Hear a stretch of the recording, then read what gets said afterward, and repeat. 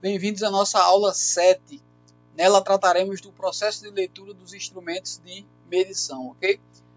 Em relação à forma na qual o resultado da medição será indicado, classifica os instrumentos de medição em 3 tipos. Então, sempre que você quiser analisar o instrumento sob o ponto de vista da forma na qual o resultado da medição será indicada, então você poderá classificá-lo nessas 3 categorias aí, ó. Instrumentos indicadores, instrumentos registradores e instrumentos acumuladores ou totalizadores, ok? Novamente, essa classificação diz respeito à forma com que o resultado da medição será indicado, ok? Iniciando aí pelos instrumentos indicadores, tá? Indicam o valor da grandeza medida a partir da utilização de uma escala graduada ou através de mostradores digitais. Os instrumentos indicadores, eles vão, conforme o próprio nome sugere, eles vão indicar diretamente o valor da grandeza medida, ok? Então, você vai ter acesso direto ao valor simplesmente olhando para o mostrador do instrumento. Quer seja a escala graduada, quer seja um mostrador do tipo digital, ok? Os instrumentos indicadores, que são os que a gente está trabalhando agora, eles podem ser divididos em 3 tipos básicos. Os instrumentos do tipo ponteiro, aqueles que são do tipo feixe luminoso e os instrumentos digitais. Falando inicialmente sobre os instrumentos do tipo ponteiro, apresentam o valor através do deslocamento de um ponteiro sobre uma escala graduada, ok? Então, basicamente você vai ter uma escala, um ponteiro que se desloca sobre ela.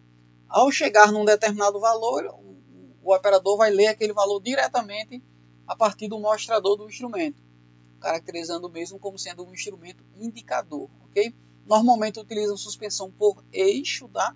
A gente viu os aspectos relacionados à suspensão por eixo, a gente viu em aulas anteriores. E deve-se estar atento a eventuais leituras equivocadas causadas por quem? Erro de paralaxe. For instrumento que utiliza ponteiro, sempre você vai estar sujeito ao erro de paralaxe, que é um erro que também foi explicado em aulas anteriores, ok? A figura 1 apresenta o princípio básico do instrumento indicador do tipo ponteiro, que seria o quê? O deslocamento de um ponteiro sobre uma escala graduada, certinho? A figura 2 mostra a constituição interna de um instrumento indicador do tipo ponteiro, né? Onde você pode visualizar o conjunto móvel. Além do conjunto móvel, você vai conseguir mostrar, deixa eu pegar o apontador para facilitar, ó, conjunto móvel, a bobina enrolada no conjunto móvel, ok? Esse conjunto móvel ele está suspenso através de um eixo, já que se trata de um instrumento indicador do tipo ponteiro, ó. Conforme ele mostrou aqui anteriormente, normalmente utilizam suspensão por eixo. Tá aqui o eixo central dele aqui, ó. Os apoios para o eixo, né, na parte superior e na parte inferior, que ele chamou de pivô aqui, ok? Você tem o ímã fixo, né, o ímã permanente, as extremidades norte e sul do ímã permanente.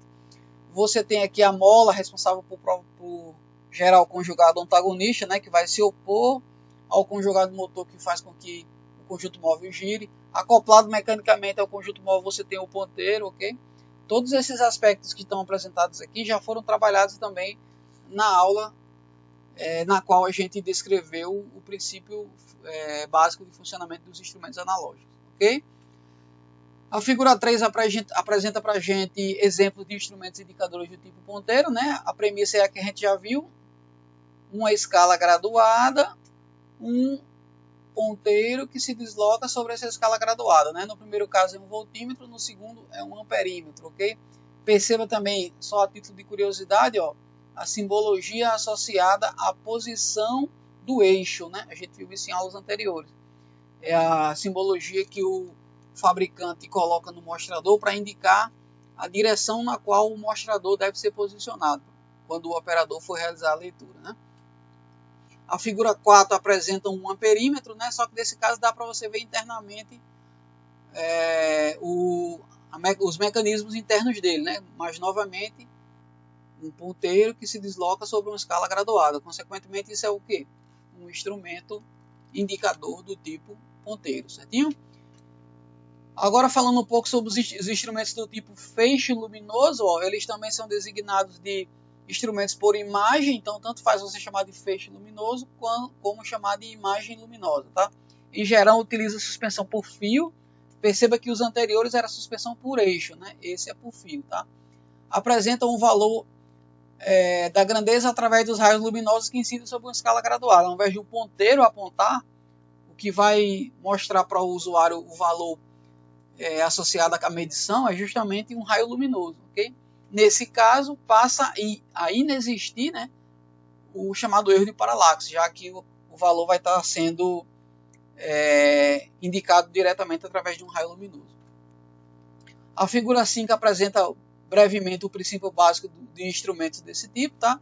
Basicamente uma escala, um raio que vai incidir e que será refletido numa determinada direção, que no caso dessa direção você vai ter uma deflexão proporcional à intensidade da grandeza elétrica que está sendo medida. Esses instrumentos são um pouco antigos, né? É difícil você encontrar instrumentos desse tipo comercialmente hoje em dia. Instrumentos digitais apresentam o valor medido diretamente em mostrador digital, tá? Nesse caso aqui, como o próprio nome sugere, o instrumento não vai ter mais aqueles aspectos eletromecânicos, conjugado móvel, suspensão por eixo ou por fio, nada daquilo ali é utilizado. O princípio operativo dele já é bem distinto, né? E no caso dos instrumentos indicadores do tipo digital, ele vai apresentar esse valor diretamente em um mostrador digital. Nem é o feixe luminoso, nem é o ponteiro. É o valor direto num mostrador digital. Que tipos de mostradores digitais, por exemplo, podem ser utilizados nesses instrumentos? Você pode trabalhar com displays de cristal líquido, né, que é o LCD, que esses displays LCDs eles são displays de linhas e colunas ou displays de matriz de pontos, entre outros que existem, tá?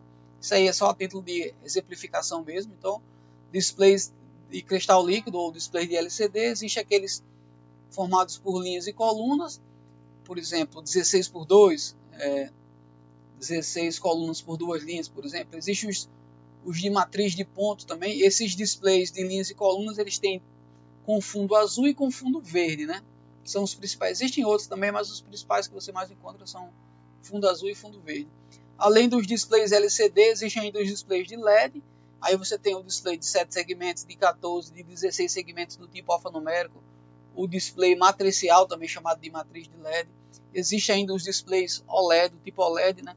Tudo isso aí são exemplos de displays que vão estar presentes em instrumentos digitais, tá? Nada de ponteiro, nada de imagem luminosa.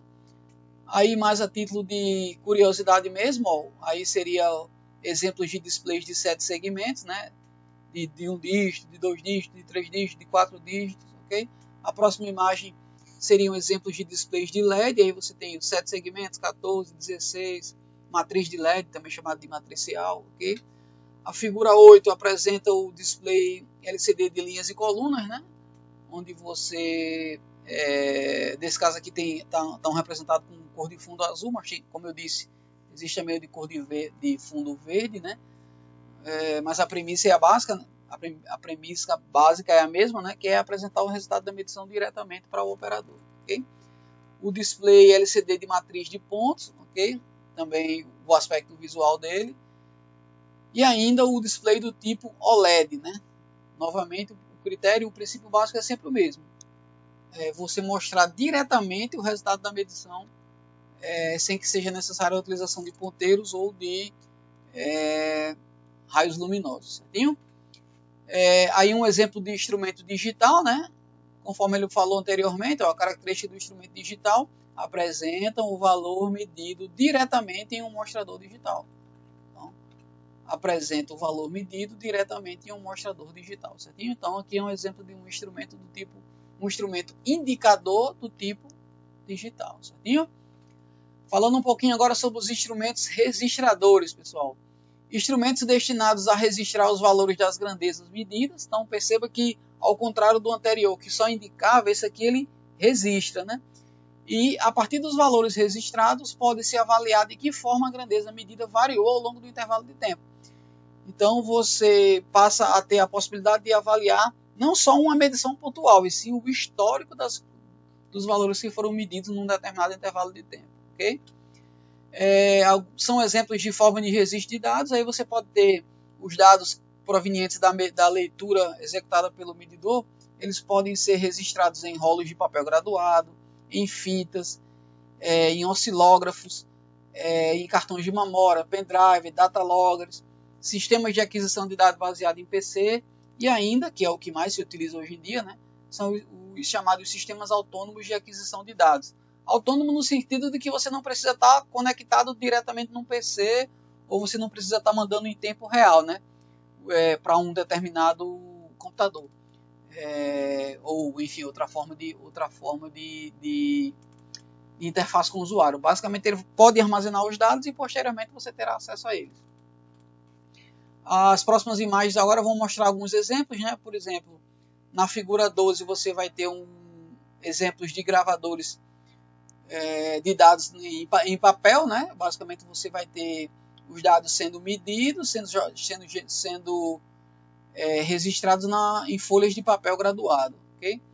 Há uma evolução dos anteriores, né? Esses aqui são bem nos primórdios, esse aqui um pouco mais avançados tecnologicamente. Entretanto, a premissa continua sendo a mesma, né? Os valores que são medidos, nesse caso não necessariamente ele vai estar medindo, ele também poderia ter um outro instrumento medindo esses valores que estavam sendo medidos e estavam sendo enviados em tempo real para esses gravadores e registradores, e eles iriam imprimindo em tempo real o que o instrumento estava medindo. Ou ele mesmo pode incorporar as funções tanto de gravar quanto de medir, tá? Depende muito do princípio operativo do instrumento, ok? Aqui seria um exemplo de gravador em fita, né? Bem antigo também, mas a premissa continua sendo a mesma. Os dados ficam armazenados em uma fita magnética.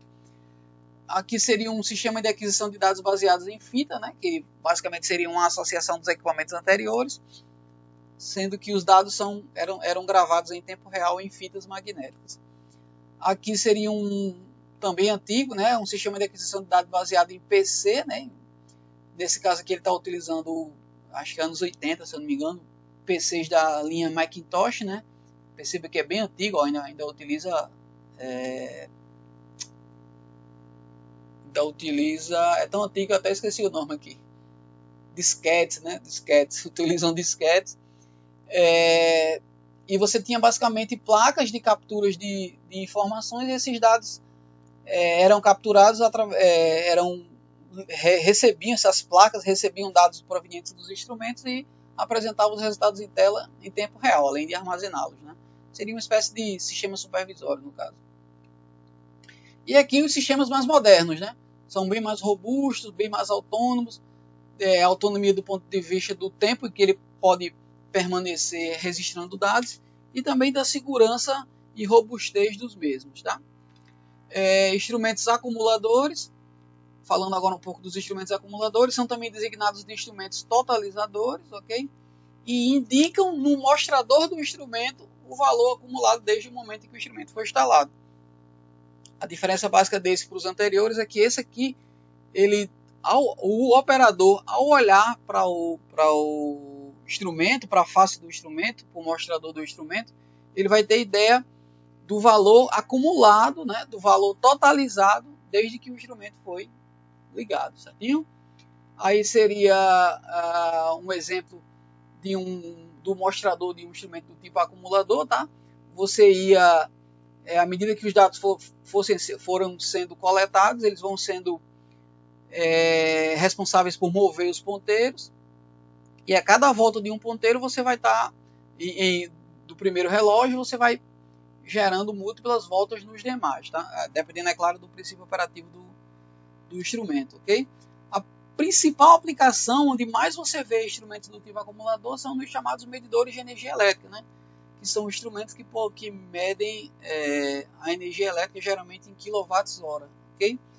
No caso dos medidores de energia elétrica, o total da energia consumida é obtido a partir da diferença entre a leitura realizada no final do período e a leitura realizada no início, né? Fazendo uma analogia com a medição de energia elétrica numa casa, por exemplo, basicamente o que ele faz é medir o valor no dia tal, que vai ser a leitura atual, e subtrair do último valor lido, que seria a leitura do mês anterior. A diferença entre os dois vai ser a energia consumida naquele mês, que é o que ele vai ter que pagar, tá bom? A figura 19 aí é mais para exemplificar a questão dos medidores de energia elétrica, né? Por exemplo, aquele mostrador aqui da figura 18, você consegue visualizar ele aqui nesse medidor aqui, ó, no canto direito da tela, ok? Os mostradores com os relógios totalizando, tá? Os demais eles já utilizam uma técnica que não é através desses relógios, mas que segue a mesma premissa, né? Ele vai mês a mês registrando esses valores aí na forma de contadores. Ok? Então é isso. Obrigado pela atenção e até o nosso próximo encontro.